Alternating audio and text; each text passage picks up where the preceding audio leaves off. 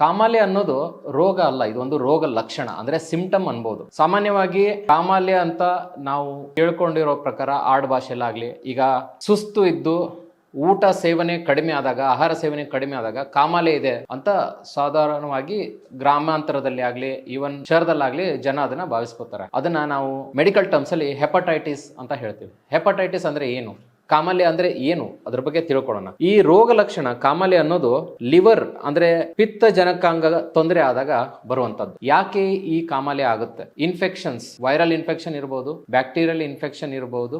ಈ ಕಾಯಿಲೆಗಳು ನಮ್ಮ ಲಿವರ್ಗೆ ತೊಂದರೆ ಕೊಟ್ಟಾಗ ರೋಗ ಲಕ್ಷಣ ಕಾಮಾಲೆ ಬರುತ್ತೆ. ಸೊ ಯಾವ ಕಾರಣಗಳಿಂದ ಇದು ಬರುತ್ತೆ, ಯಾವ ವೈರಸ್ ಯಾವ ಬ್ಯಾಕ್ಟೀರಿಯಿಂದ ಬರುತ್ತೆ ತಿಳ್ಕೊಳ್ಳೋಣ. ಹೆಪಟೈಟಿಸ್ ಅನ್ನೋದು ಒಂದು ವೈರಸ್ ನ ಜಾತಿ.